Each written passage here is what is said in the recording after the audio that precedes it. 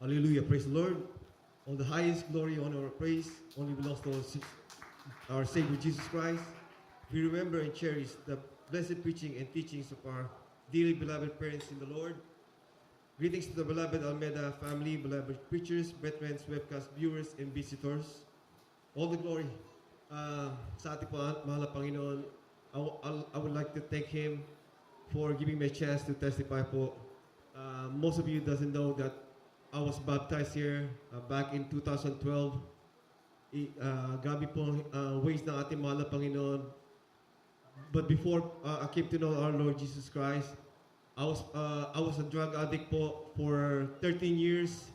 I was doing marijuana, cocaine, crystal meth, and some other drugs po.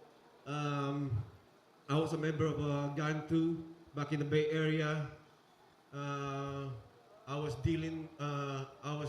selling drugs, transporting drugs to the state of Washington by way of air and by way of land.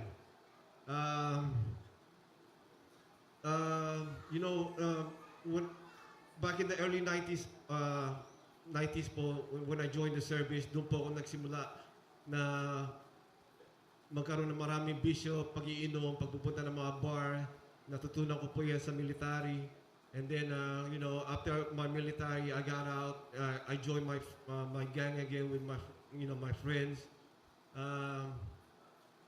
One time po I remember, I think it was 2007 po, na-disappoint po ako sa mga friends ko po dahil yung parang yung loyalty ko sa kanila parang nasira dahil po I just found out that they started hanging with our gang rivals po. So na-disappoint na po ako noon. Doon na po ako parang na-depressed noon. And then my friend who was a gang member, ang wife niya po ay member ng Jesus Miracle Crusade International Ministry po. Dati po siyang children's choir po sa Dako ng Baguio. Nung time na yan, I was just, hang around in their house. Inintroduce po nila ako sa ako pong, which na beloved wife na po. That time po, siya po ay nasa Hong Kong. So, keep in touch po kami for 2 years until po na you know what, bago yung nakilala ko po ang beloved wife, kasi po, so many years po wala akong trabaho. I wasn't working. But nung nakilala ko po ang beloved wife, nag-apply po ako sa isa pong federal job po. And I was so scared po kasi I was doing drugs for 13 years straight po yun every day. So, by the time po napasa ko po yung the written exam, but yung oral exam na po, nung time na po yung, itetest na po ako ng yung sa drug test po, doon po ako kinabahan. Kasi natatakot po ako doon, baka may silang matrace sa akin po system, yung mga drugs na mga ginamit ko. So, that time po noon, pumunta po kami, nag-take po ako ng test, andun po may kasama po ako, isang mag-a-apply din po. Nauna po siya, binigay niya yung sample, kinuha po yung sample niya at kinip. Yung akin po, yung time ko na po, binigay ko yung sample sa kanya at alam niyo po, binuhos niya po at sinabi na on the spot, pasado na po ako. Dahil po yan alam ko po dahil po yung magiging future wife ko po ay isa pong member po ng Jesus Miracle Crusade International Ministry. Yung na-petition ko po siya rito sa Dako po ng Amerika, I was na-surprise po ako dahil kasi plano ko po, gusto nila ako ilipat dito sa Dako, LA. I don't wanna do that po kasi binigyan po ko ng warning ng mga kaibigan ko, if you go there, no one's gonna protect you. No one's gonna, protect your back because we all here. Nobody's there. So wala akong family dito po sa LA, wala akong cousins. So sabi ko, but yung week na yun, yung last minute na lang po nag-change yung mind ko. I think it's a way po na para po na iwalay ako ng ating mga Panginoon sa aking mga barkada ko po. Yeah. So, nag-decide na po kami pumunta rito at pinagpala po na meron pala po ditong gawain. At before that po, alam niyo po nung ikakasal po kami, yung kakasal po kami noon, I remember po na during our, nagpe-prepare po ako, I was doing drugs while preparing for our wedding. Ganun po ako grabe noon. And then during for our wedding reception, ang aking po beloved wife, she invited the workers, GMC workers from San Francisco po. Most of them hindi ko po kilala. So after po noon, after so many months, sinabi sa akin ng beloved wife na, did you know, I talked to our beloved pastor po. At sinabi ng beloved pastor, tinaas po ng ang ating pong beloved pastor, aking beloved wife, kung ako po'y ligtas. Ang sabi niya po, hindi pa po. So sabi na po ng beloved pastor, don't worry, he's gonna get saved. So after Praise the Lord. after 1 year po, nabaptize po ako dito sa Dakon LA. I was here for 4 years. Dito na po pinanganak aking beloved daughter. At yun po pinag-pray ko po sa ating beloved ate mahal na Panginoon, na sabi ko, mahal na Panginoon, I want to go back to the Bay Area po kasi I want to share your goodness, what you have done to my life po. Sa aking mga friends, sa aking mga family po, sa aking mga co-workers ko po. Ang prayer naman ng aking beloved wife na wag na akong bumalik doon kasi natatakot siya na baka bumalik po sa mga dati kong bisyo. And you know what? Sabi ko doon sa aking mga classmate at all my classmates, my co-workers na, when I come back to our church anniversary in the Philippines, they're gonna send me back to the Bay Area. So yun po, nangyari po, pagbalik ko po sa Dakon LA, nakakuha po ako ng note na pwede na po akong bumalik din sa Bay Area. God is good po. Praise the Lord. I just wanna share this testimony ng mga himala dito po andito po ako sa LA.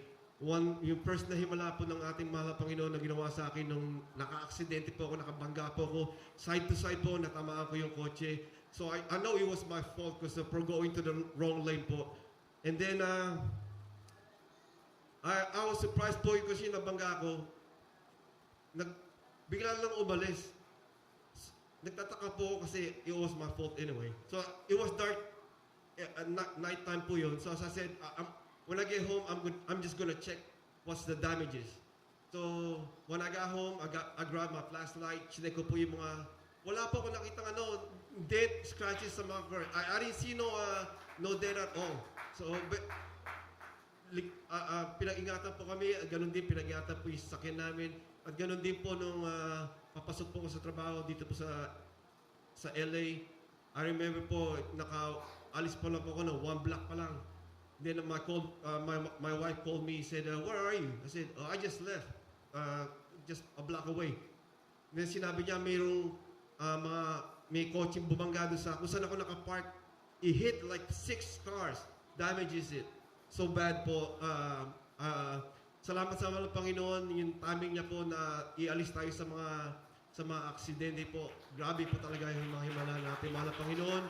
Alam niyo po, nung ako'y nabautismo in 2012, all my vices po, from drinking, smoking, going to the club, and hanging around with my friends. In one day po, after baptism mo, nag-iba po ako. Wala na po, hindi ko na po binalikan yung mga pagsusugal ko, pag gagamit ng mga pinagbabawal na gamot. At alam niyo po, pinagpala ako ng mahal na Panginoon. Nagkaroon po ako ng pamilya na mainit po na naglilingkod. Ipatotoo ko lang po kung paano po ako, hindi po ako karapat-dapat para po maging isa pong choir. Lagi po sinasabi, hindi ako karapat-dapat. Lagi po, nung nakabalik na po ako sa Bay Area, lagi po ina-approach sila. I just wanted to help po sa church po. So nakikita nila yon na nagbabaking po ako lagi. Pero sabi ko, hindi po rin ako karapat-dapat. Ina-ask nila ako na mag-choir ako. Dinalay ko po yun. And then I heard a testimony from one of the, sa Pilipinas po, sa Maine, na nag-ask po siya ng 3 signs po para, kung karapat-dapat po siya na gamitin ng mahal na Panginoon. So ginawa ko rin po yun. Sinabi ko sa sister na I wanted to see a sign po, 3 signs. Pag nangyari yun, magkukwire po ako. So yung first sign po, yung youngest son ko po, yung bata po siya, he's always getting sick. Lagi po siya sick. So, ang godmother po niya, member po ng Jesus Miracle Choir,